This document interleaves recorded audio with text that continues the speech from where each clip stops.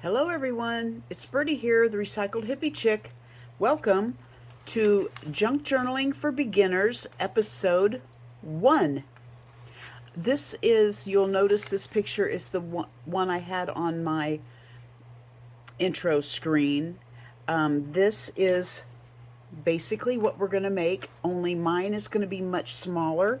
This here is made out of just 8.5 by 11 papers, like you would have a copy paper. That's about what size this is. And this is basically what we're going to learn to do. This is just easy peasy junk journaling, okay? This here is actually a method called journaling by fives, but we are going to use this as like our beginner example. Like this. This is like an 8.5 by 11 sheet. All I did for those pages was simply fold it in half. But we are going to make ours smaller. So let's get started. Today we are going to learn about what papers we can use. Hold on, I'm going to wiggle you. Okay, we're going to learn about what kind of papers we can use and how we can put them together. So let's just start with this 8.5 by 11. I'm going to cut it down a little bit, and I'm going to use my ruler. Use whatever you have. I'm not a measurer. Remember, I'm a player. So I just look about what size do I want to make my journal, and this size here looks good. So I'm just going to take my ruler and rip it. You can cut it if you want. You can do it however you want. So this is going to be my journal size. Let's see, just for grins and giggles, about what size did it turn out to be? About 6 by 6. We're making a little square journal. Now, what do I do with my scraps? Well, I save them. I stick them over here in a basket, and they reproduce, and they make multitudes of more scrap. My next page, I'm going to use an envelope from junk mail that I got in the mail. So I'm going to fold it in half. Will it fit? Yes. Do I care if it's the same size or not? No, because I like it scrappy and all different sizes. If you want yours all one size and you're a neat and tidy person, then by all means, make them all one size. I don't care, because I don't care. It gives me a variety. Now, what I'm going to do is I'm going to take this flap, because I'm going to turn this into a pocket. So I'm going to take this flap. You know what? I'm not going to cut it. I'm going to take this flap, and I'm going to glue it to the inside of this envelope. I'm just going to put a little bit of glue on there, whatever kind of glue you have, whatever kind of glue you want to use, and I'm going to glue it on the inside. That way I can fold it, and I can use these as a pocket to put fun stuff in once we get it all put together. So we're just going to stick that one inside. And here's an old lunch bag that I have tried coffee dyeing. So it's all grungy looking. I am going to fold that in half, and I'm going to stick it inside also. I'm going to take my scissors, and I'm just going to run it over this. Now, as you watch videos, you're going to see people say, take your bone folder and press this down. Well, guess what? I am not going to spend money on a bone folder, so I think, what else could I use to create my own bone folder? And I have learned that I can use the end of my scissors. I was going to see here. I used to have, here it is. I was given this wooden butter knife years ago that I never use, and it looks similar to a bone folder. A bone folder is this long piece of bone, and it's made for pressing things down with, like this. Well, I used this butter knife forever, but I can't ever find it when I want it. So I end up using the tail end of my scissors. Now, we're going to put this one in, and when we open it up and have all this bound together, we can glue these edges and have a little pocket in here. And then on the other side, we'll have a little pocket in here to put fun stuff. So look, we've already got 3 pages done. Let's go over here and let's set this aside for a minute. Let's get some Amazon packaging, or whatever kind of packaging this is. I don't even know. It's just brown paper. I'm going to tear it, and I'm going to kind of measure it. I'm going to use this first page that we made as kind of our guide. Definitely it will fit. Take my butter knife or my scissors, whatever you have, make your own tool. And that's going to be our next page, okay? Now I'm going to let me cut my painty paper that I showed you on my last video that I use as my drop paper. Let me cut this down smaller so we can handle it, and I'll be right back with you. Okay, this one is a little more manageable. I'm gonna make it about the size of this one because so far everything we've picked up has been a smaller page. So I'm just going to measure our little example.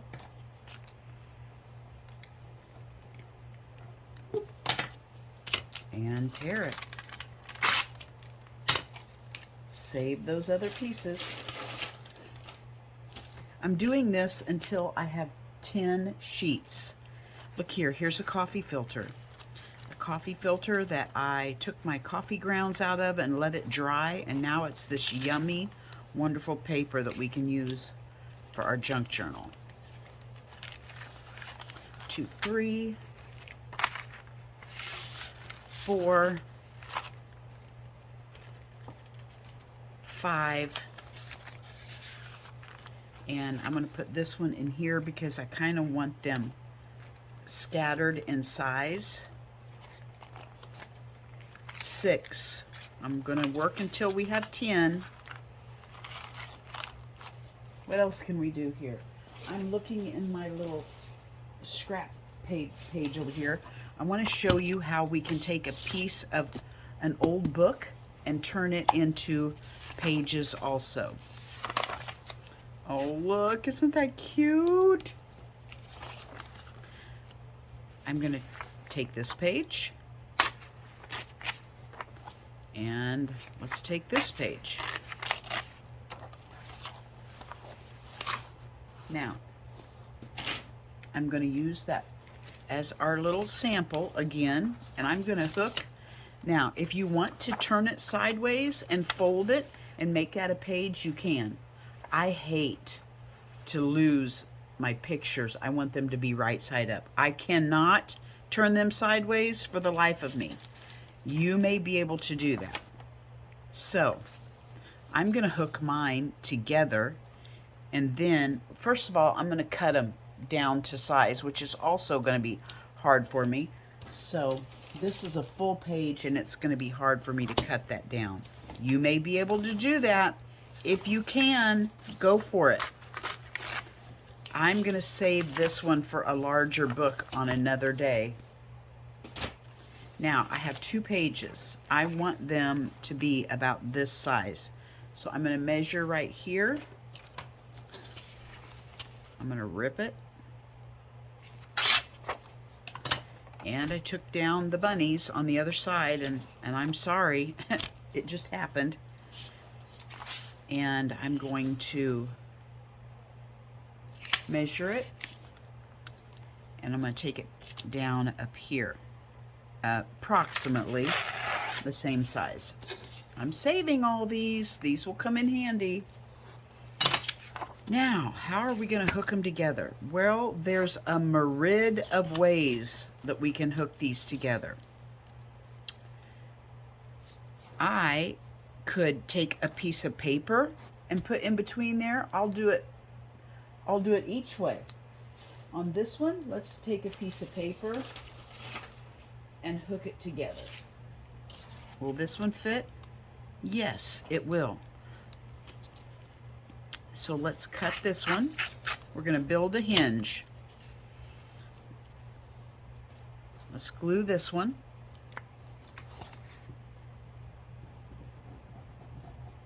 And on the other side, I am going to use material, just because I have a whole box of material already cut, ripped into strips just for this purpose. I'm going to switch this over because there's a chunk out of that page and I like it. So I'm going to turn it over like this. I'm going to put this piece of paper on there. Now I'm going to turn it over and I'm going to use a piece of material on this side. Let me go get a piece of my strip material. Okay, for this series, I am just gluing. If you have a sewing machine and you enjoy sewing, I go ahead and glue it also. I glue it and I like to sew it. If you don't have a sewing machine, just leave it glued.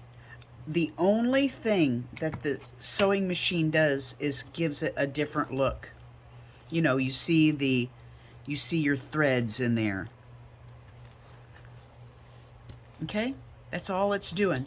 Now, because I'm lazy, I'm not going to cut that off. I'm going to turn it over and I'm going to glue it down over here. I should have done that first and then just tore off a piece of paper the length I needed it. You can cut it if you wish. You can fold it over if you wish. If you like everything to match, let it match. I don't want to say I don't care 100 different times in this series, but I don't care. The grungier, the better for me. So I like it to look like it's been tattered and old and somebody found it in a box in an attic, okay? There is that page. Now, normally I would just put this in part of our signature, but I'm going to set it aside and let that glue dry while we're getting a couple other pieces of paper. Let's see here. Let's say that you have some paper and it's not quite big enough to be your signature. So I am going to patchwork a couple together. Here's a couple smaller pieces I have in my stash of, you know, these are just pages that I've cut up here and there. You can patchwork these together as much or as little as you wish. Here's some deli paper that I had that I did what they call a gel print on. And that's something you don't even need. You could make this color on there your own. You don't have to have a gel plate. I'm going to actually tear this and use this to hinge my papers together. Just like that. And I don't care, see there's that word again, I don't care if it's the right size, you know, I just like it like that. Now, this paper is so thin that I don't just want to use my glue. I am actually going to use my school glue because I can get it all over this thin paper nicely and attach it to our pages. And that one is gone. Let's see if we can get it used up here. I am probably going to sew mine. So if this school glue, or if this stick glue doesn't hold very well, it's okay, because I'm going to sew it also. So that does not bother me. I'm throwing the rest of this away. Okay, let's pull this back down here where we can see what we're doing. I always leave a tiny little gap there so when you fold it, it's just easier. It makes it an easier little fold. I'll lay that on there. The good thing about that is when you glue it, it makes it see-through and you can see the text behind it. It looks like I didn't get it clear to the edge. So I'm going to put some glue over there.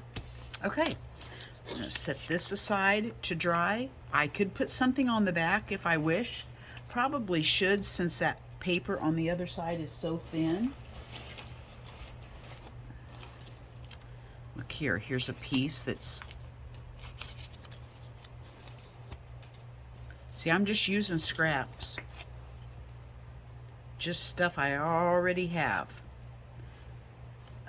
Since you haven't gotten started yet, if you're brand new to junk journaling and you don't have scraps yet, now is a good time to go through your junk mail. Now is the time to go through your old bills that you've got in your file cabinet that are more than the years old that you have to keep them for. I don't know if that's 7 or 8 years or whatever. You know, get out your old paperwork and stuff and you can start using it, because where's my crack? Right there. Because you are going to paint over this. Basically, this is just your paper. You're going to paint over it. You're going to glue pictures over it. Some of these you may not even see what the paper used to look like when you're done. So dig out your old office papers. Get in your books. And if there's old books you don't read anymore and you just haven't taken them to the Goodwill or whatever, book pages are wonderful. Tear those out of your old... Let's use one. I'm gonna fold this one sideways. I don't really care if that paper, if that page is upright or not. Okay, let's see how many pages we have. I am going to put this page on the front because it kind of covers everything else. Kind of like a cover. Let's see how many we have. I want 10. 1, 2, 3, 4, 5, 6, 7, 8. 2 more. Let's do 2 more. I'd like some larger ones because we only have 2 larger pages in there. Let me dig here and I'll be right back. Okay, I just come up with a brilliant idea. Here is some old sheet music. Oh, I got more than one page there. We'll use that. Fold it sideways and make it the size we want it.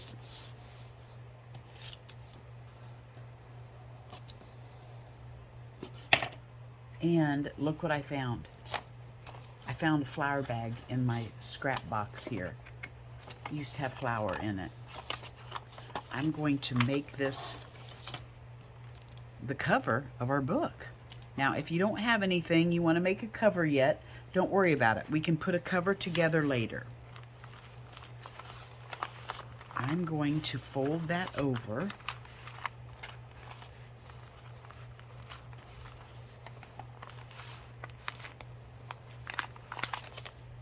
I'm just going to take this out. I'm going to fold it over halfway.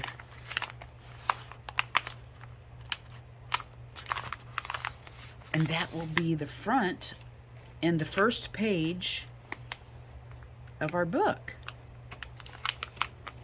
Use whatever you have. Let's go ahead and cut this one about the size we need for it to fit inside. Oh, let's not cut it, okay? Let me show you something else here. Let's open this up. Use this, sit this here for a size reference. Let's open this up, measure it over here with your cover. Fold this in. Instead of tearing it off to make it the right size, let's fold it in. And now you have a pocket in here you can use. We will staple this or glue it or tape it or something later on to make that stay open, or not. If you want to leave it open, that's fine too. You are the creator. I think I'm going to stick it right in here. And look what we have done. We have just created a signature.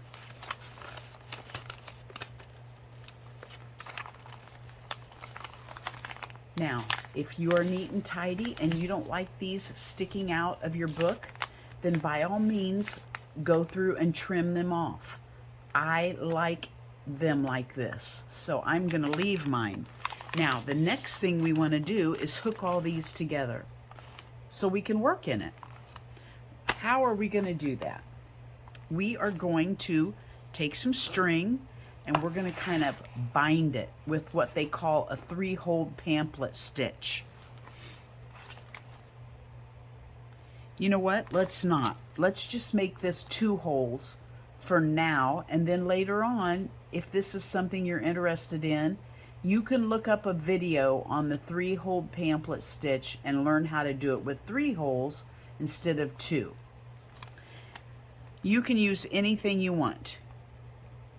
I don't know what this is. I think this is crocheting. It says crochet and embroidery, knitting, weaving, whatever you want to use this string for. That's what's written on the little paper inside. This is just some utility string that I got in all of my string. I did not pay for any of this. I got it at an estate sale clean out, and I've just started accumulating. This was like a all-purpose string on a spool. This is embroidery floss. This is waxed something or another. This is actually what people use for books. It's waxed something. I don't know what it's used for. I just got it in a bag of stuff. Some more string that was tying a package together.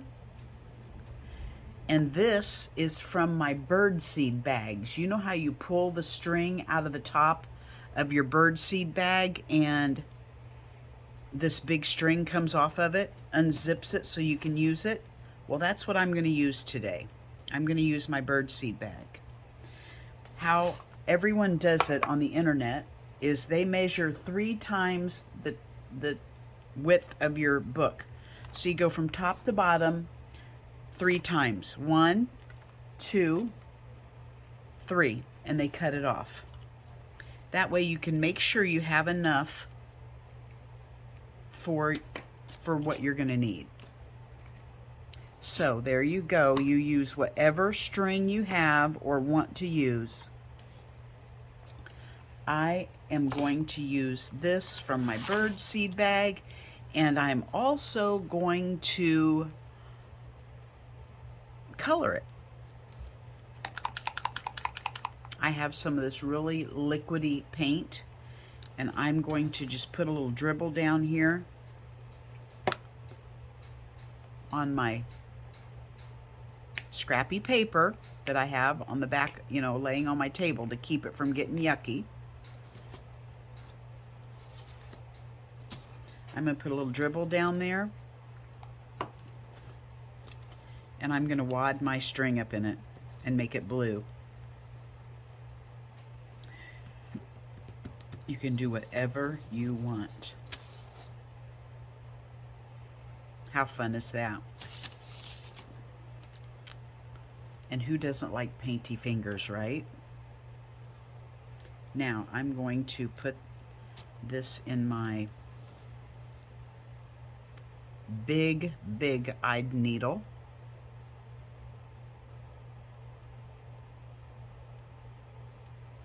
Oh boy, I gotta get my fingers wet.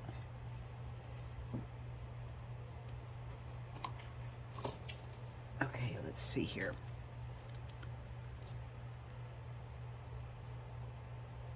There we go. Now, we have to poke a hole in all this. There are things called an awl that is made for just this purpose, and I have one, but I'm not going to use it. It was gifted to me. I'm not going to use it today because I want to show you you can do this without having the correct tools. Let me get a book and I'll be right back. Okay, I just found an old ice pick in my screwdriver drawer of my tools. I'm going to use an ice pick. I actually went over there to get a hammer and a nail because I was just going to use a hammer and a nail.